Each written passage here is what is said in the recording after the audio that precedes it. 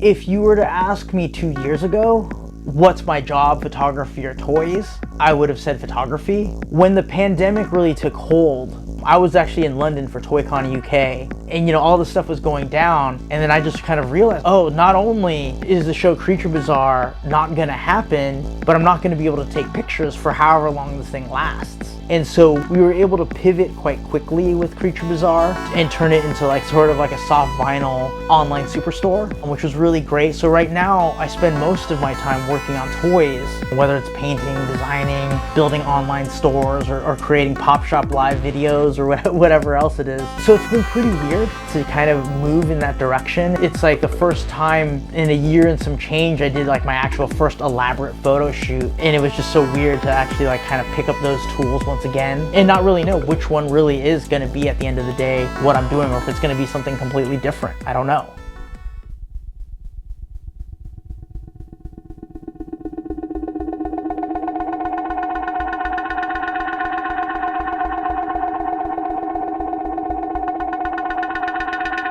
My sort of origin story or genesis going from collector to toy maker to event producer or whatever, it's kind of funny because I actually remember all these different clicks, different points. I was touring with bands and things, and photography really taking hold more, spending so much more time doing that than buying toys, and then kind of falling out because most people discovered this vinyl toy hobby through designer toys, through Kid Robot and things like that, and I sort of predated that stuff, and I didn't really like it. I'll openly admit that I wasn't very into that kind of thing, at least the really commercial sort of Kid Robot stuff. And so I took a step back from the industry. I had what I had. Every once in a while I'll acquire a piece of vintage or Beaumark or Marsan and whatever, and then once I started making more money as a photographer, I could kind of relax a little bit and then start going to things like Designer Con and start picking up some of the other artist toys. I was really into an artist by the name of Pusshead, and I was collecting a lot of his stuff because he had worked on all these sort of early Japanese toys, and then every once in a while he'd release these really beautiful painted toys and things like that. And I was really good friends with an artist named Skinner, and he actually had come and stayed with me because in San Pedro there was a Cthulhu convention that he was sort of a guest speaker at. There's a model kit store that was across the street, and we had to be at this convention in a movie theater all day. And so I would ping pong back and forth from this model store. And Skinner was airbrushing his own toys, and I was asking him, I was hey, if I buy an airbrush kit and some of these model kits, can you show me how to airbrush stuff? And he's yeah, of course, man. You can airbrush some of these model kits, and eventually I'll mail you some toys and you can paint these toys. And he's such a great dude, and so he kind of showed me how to airbrush initially. He showed me how to airbrush these model kits, and that eventually led into the toys. And we were sitting in my living room, and I remember watching the movie No Holds Barred.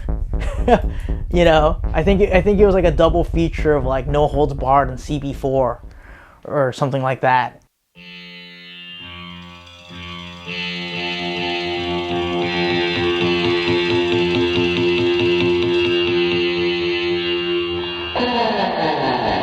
I had become friends with Justin Ishmael, and he was releasing his Galligantus toy, and so him and I started practicing, knowing that eventually we were going to get tons of these Galligantus blanks and we would have to paint them. From there, obviously things kind of grew a little bit, and then I had met Brandon Bradford of Blitzkrieg Toys, and we just started talking. He would come over to my house with Justin, and we start painting toys together and just chit-chatting. We were going to a bunch of toy shows and things, and out of the frustrations that we weren't seeing exactly what we wanted, Brandon and I, we had a very vague, rough idea of oh, we should do our own show called Creature Bazaar. It'll be a small little thing. And I had these artist parties at my home, kind of inspired by William Stout, who would have artist parties, but he would have Ron Cobb and dudes show up legends, just partying in his backyard doing God knows what.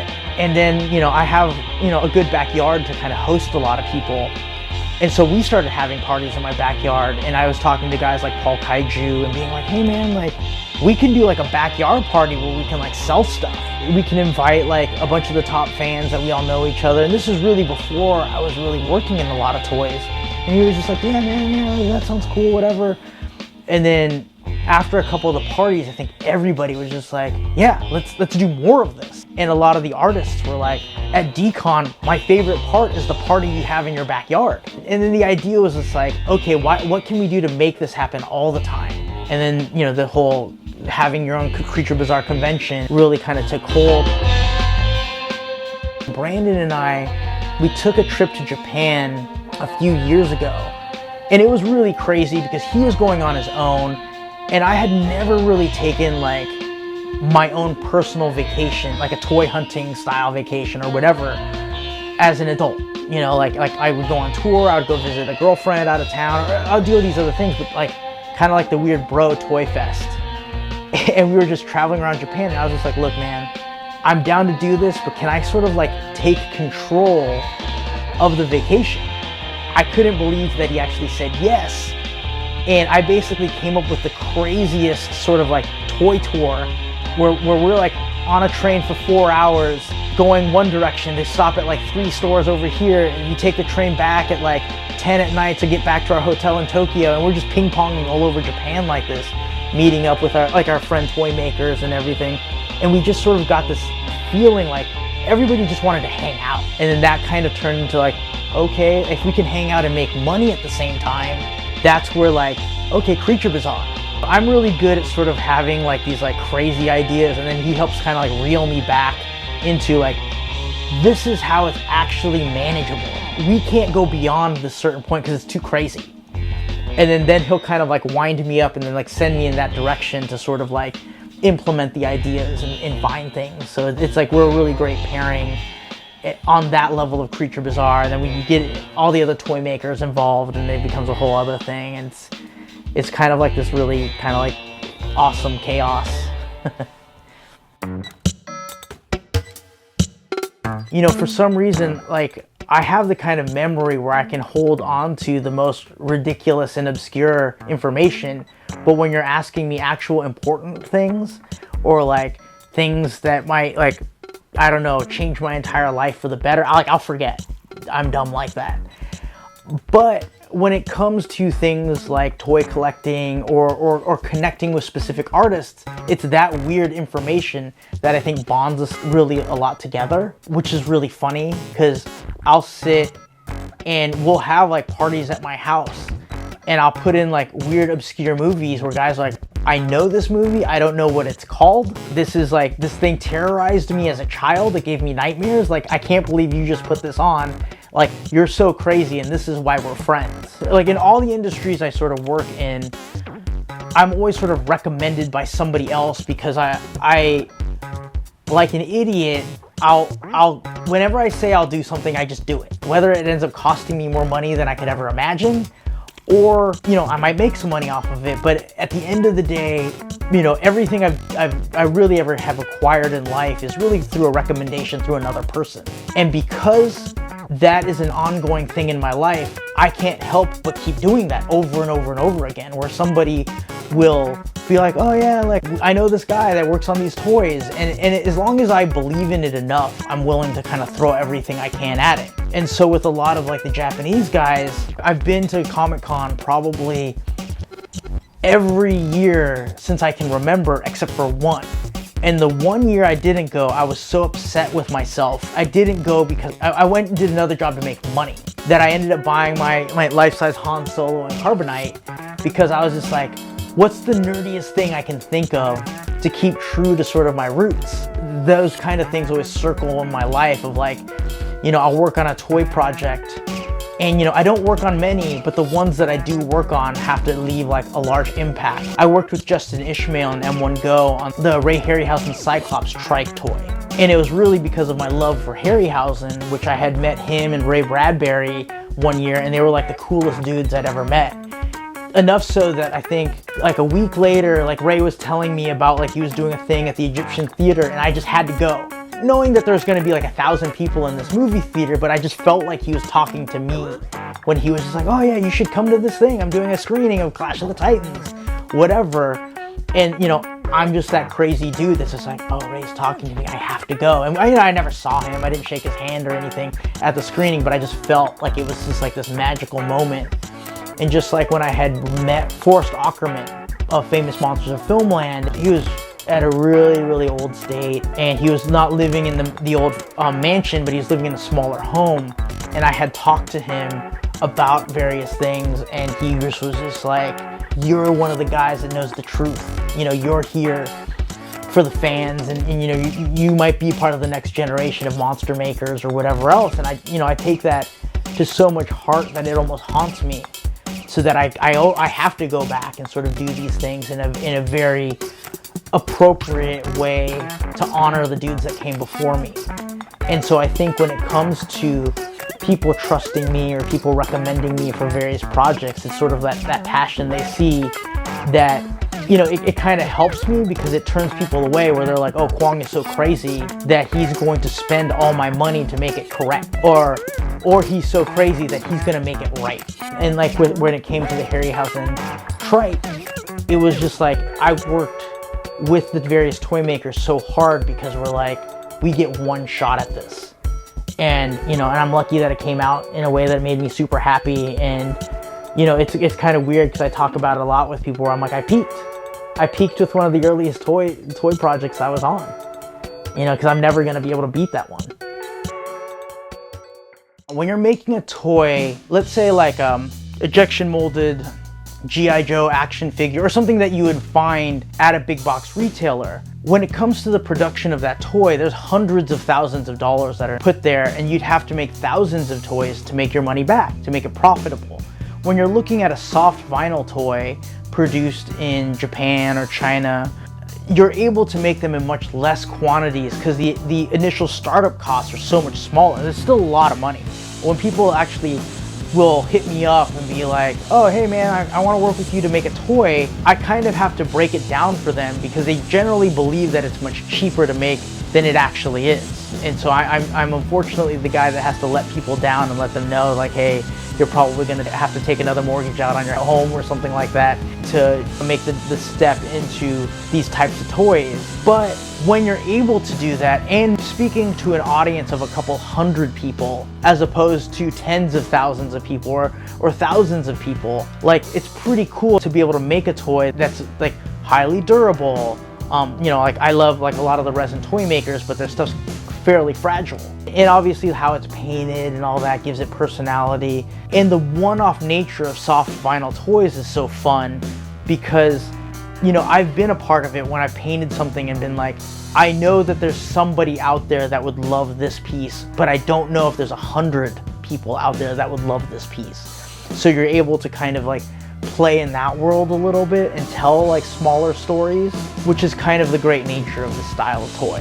I call Creature Bazaar like sort of like the multi-headed hydra of shows because myself and my buddy Brandon, we kind of came up with the idea and then got a lot of other toy makers involved.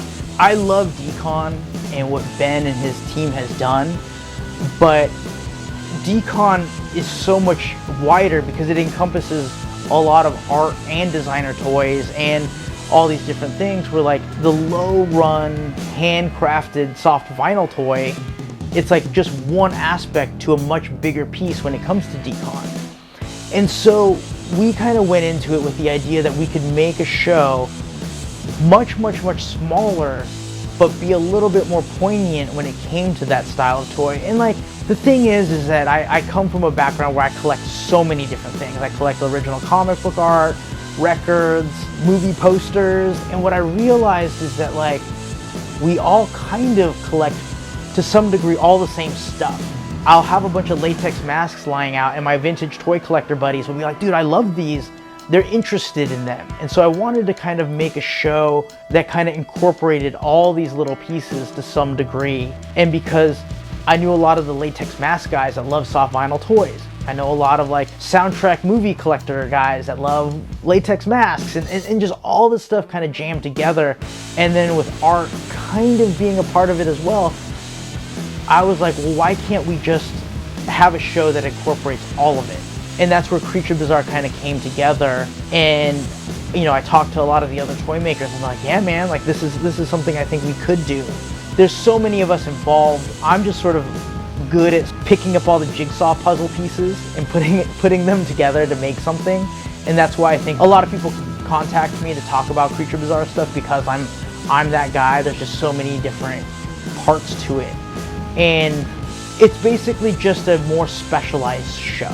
That's kind of how I look at it, just so that it gives soft vinyl toy fans an opportunity, like another outlet to purchase things. So outside of a Decon or a 5 Point, as far as things that I'd like to do, obviously at some point, I did go to school for film, and I'd love to be able to work on something in that capacity at some point.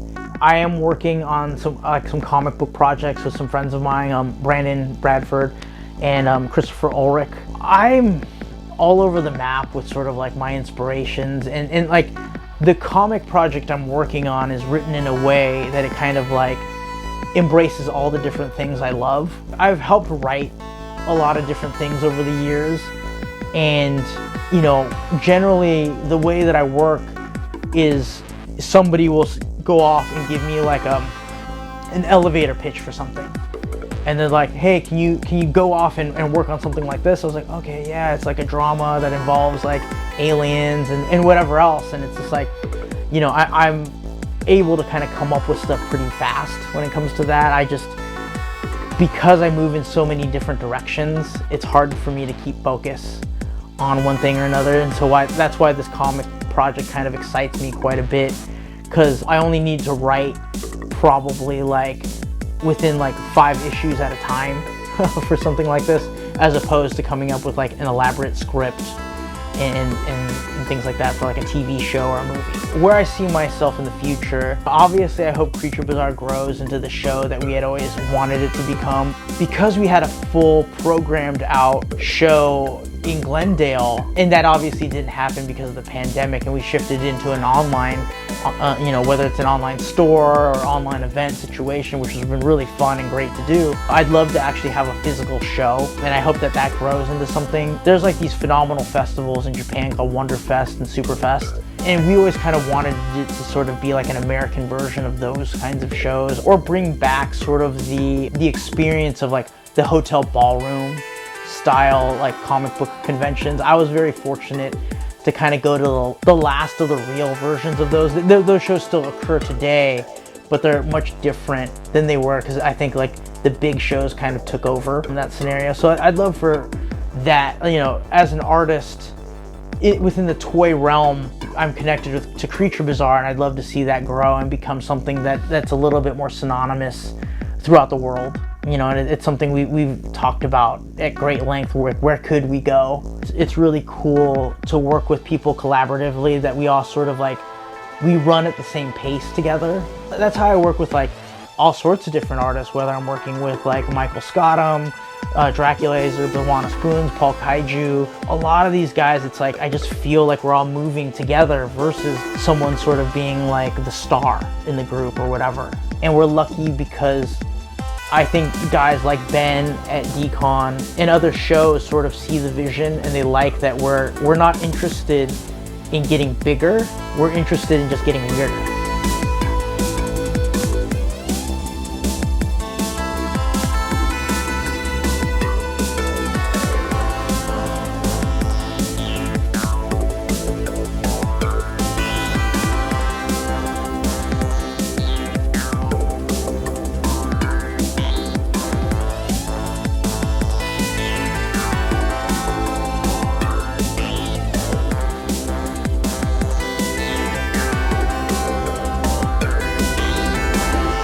Well, my personal Instagram is photos a la Quang, photos and then ALAQUANG, and you can find some of my toy work, some photography. Things are in a little bit of flux, but that's my personal page. And then I I work with all the Creature Bazaar guys, and you can find that at Creature_Bazaar, like the marketplace on Instagram, and then we have our website, and everything's kind of connected there. and that kind of goes into more of like toy releases and, you know, more information on hopeful events and things like that.